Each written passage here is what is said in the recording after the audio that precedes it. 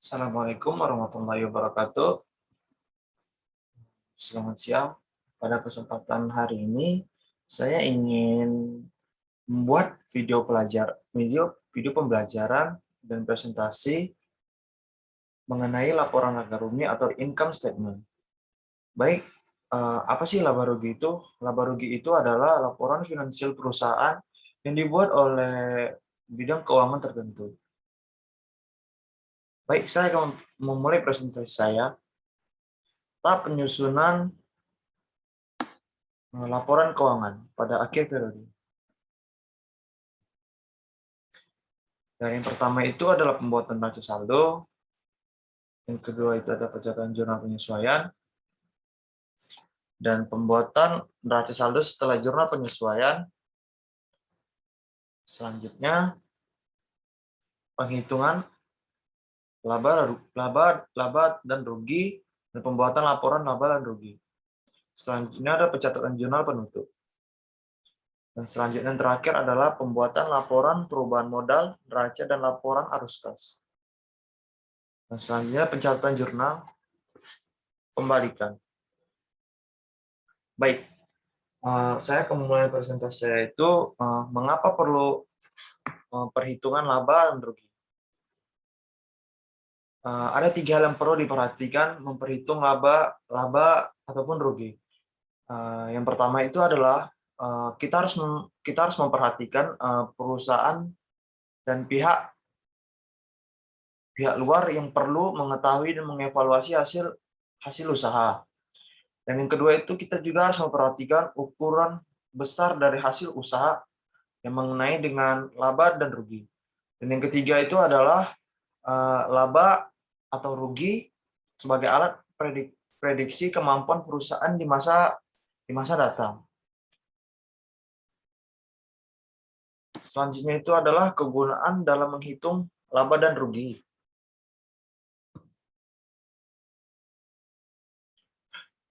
Dari artikel yang saya baca, saya menemukan ada 3 kegunaan dalam menghitung laba dan rugi.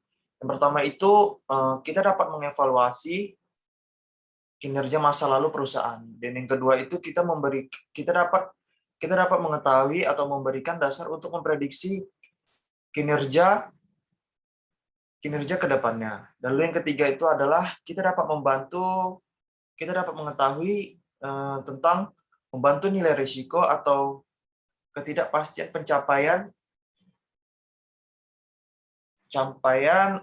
arus kas masa depan. Lalu selanjutnya itu adalah kondisi laba dan rugi. Dapat kita lihat di sini laba, pendapatan menjadi biaya, apabila rugi, biaya menjadi pendapatan, lalu impas atau break even point, pendapatan menjadi biaya. Laba dan rugi adalah sisi antara pendapatan dan biaya. Selanjutnya itu adalah keterbatasan laporan laba rugi. Saya mengetahui ada 3 keterbatasan laporan laba rugi.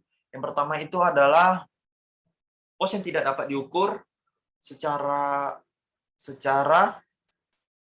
akurat dan tidak dilaporkan dalam laporan laba rugi. Lalu yang kedua itu adalah angka-angka yang ada pada laba dipengaruhi oleh metode akuntansi yang digunakan. Lalu yang ketiga itu adalah pengukuran laba yang melibatkan pertimbangan. Itu adalah keterbatasan laporan laba dan rugi. Lalu selanjutnya dapat kita lihat di sini adalah kualitas laba. Praktek pengolahan laba atau earning management itu adalah perencanaan waktu pendapatan, beban, keuntungan, dan kerugian untuk mengurangi gejolak laba, yang menurunkan kualitas laba karena mengurangi manfaat untuk peramalan laba dan arus kas masa depan. Selanjutnya itu ada unsur-unsur laporan laba rugi yang terdiri dari pendapatan, beban, keuntungan, dan kerugian. Baik, saya akan menjelaskan arti dari unsur-unsur laporan laba rugi. Yang pertama itu adalah pendapatan. Pendapatan itu adalah arus masuk aktiva dari operasi utama perusahaan. Lalu yang kedua itu beban. Apa sih beban? Beban itu adalah arus kas aktiva dari aktivitas operasi utama pada perusahaan. Lalu yang ketiga itu adalah keuntungan. Apa sih keuntungan itu?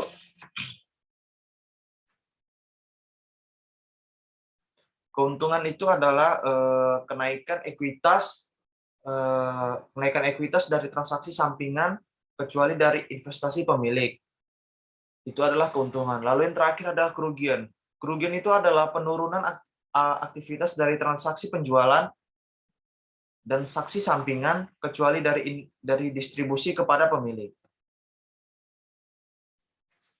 Selanjutnya itu adalah jenis laporan laba rugi.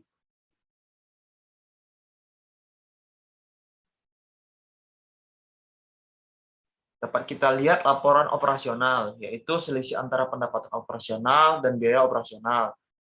Laporan non-operasional, laba rugi, dan lainnya selisih antara pendapatan operasional dan biaya non-operasional. Laporan laba rugi bersih, selisih keseluruhan antara pendapatan dan biaya. Jenis-jenis bentuk laporan laba rugi. Nah, di sini saya membuat jenis-jenis bentuk laporan laba rugi. Yang saya buat pada video pembelajaran saya ini, saya mengumpulkan contoh. Yang pertama itu laporan laba rugi bentuk langsung, dan 2 laporan laba rugi yang bertahap. Nah, pada contoh ini saya mengambil contoh perusahaan persewaan kendaraan, contohnya perentalan mobil. Pada yang laba bersih atau langkah tunggal bentuk langsung ini dapat dilihat, mereka hanya menghitung pendapatan pada sewa mobil A tersebut, dan mereka juga menghitung pada sewa truk B tersebut, lalu mereka juga menghitung pencatatan sewa bus C, pendapatan penyewaan garasi, dan mereka juga menghitung untung dari penjualan mobil F. Nah, lalu mereka mengkalkulasikan dan mentotalnya. Lalu mereka juga menghitung biaya bahan bakar, pemeliharaan rutin kendaraan, biaya penyusutan kendaraan, biaya sumbangan sosial, dan biaya bersih akibat banjir. Nah, pada perusahaan persewaan kendaraan, pada umumnya mereka menghitung semua total biaya pengeluarannya. Dapat saya lihat, ini adalah contoh perusahaan persewaan kendaraan yang sepertinya sering banyak yang dipakai dalam teknik persewaan kendaraan. Nah, kalau yang contoh kasus yang kedua, nah laba bersih langkah berganda atau bertahap pada perusahaan persewaan kendaraan pada periode 2007. Nah, pada contoh ini mereka lebih banyak menghitung total biaya rugi operasional dan pendapatan sewa garansinya, berbeda dengan yang sebelumnya. Menurut saya cara seperti ini lebih sulit untuk dipahami sih daripada teknik yang pertama hanya menghitung dan mengkalkulasikannya. Perbedaan dari yang pertama itu tidak ada kayak untung dari penjualan mobil F dan pendapatan penyewaan garansi pada yang contoh langkah yang kedua ini. Menurut saya untuk lebih mudah memahami contoh langkah-langkah berganda dengan yang pertama tadi, menurut saya yang lebih efektif adalah langkah yang pertama seperti ini. Dapat dilihat caranya lebih mudah dan mengkalkulasikan dan mentotalkannya lebih mudah dan lebih jelas.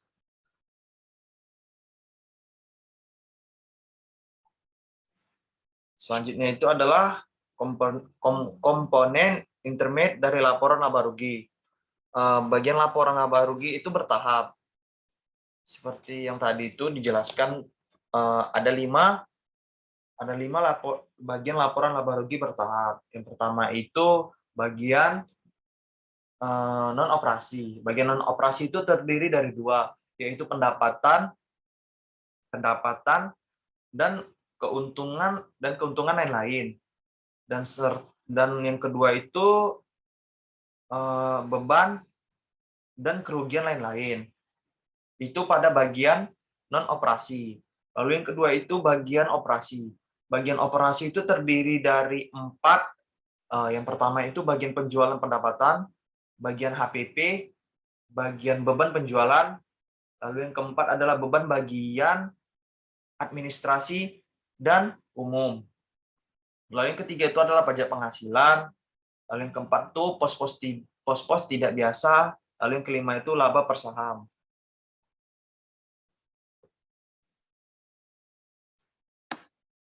Pos-pos tidak biasa terdiri dari 6.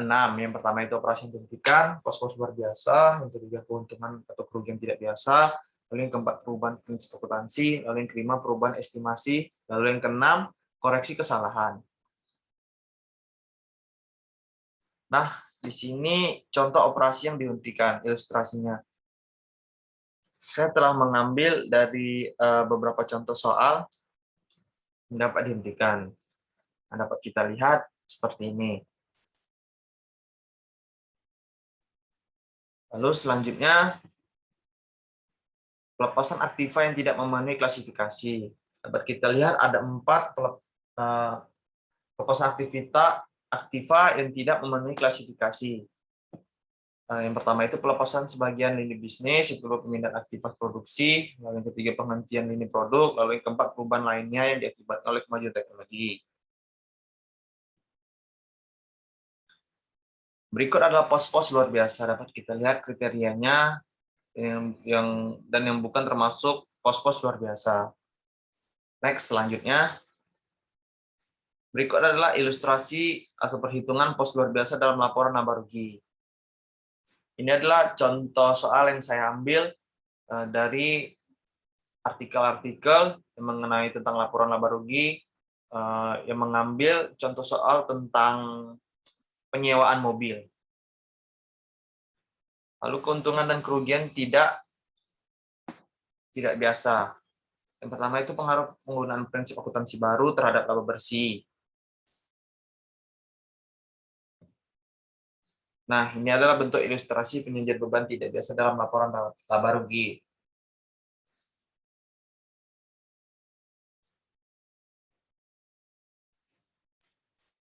Nah, selanjutnya itu adalah perubahan estimasi. Perubahan estimasi tidak dipandang sebagai kesalahan atau penyesuaian periode sebelumnya. Nah, berikut, saya mengambil soal-soal contoh perubahan prinsip akuntansi. Dari contoh soal ini, saya melihat dari tahun 2000 sampai 2001 jumlah angka tahunan dari tahun 2004, 2000, 2001, dan 2000. Selanjutnya. Berikut ada perhitungannya. Adalah ikhtisar pos luar biasa dalam laporan laba rugi.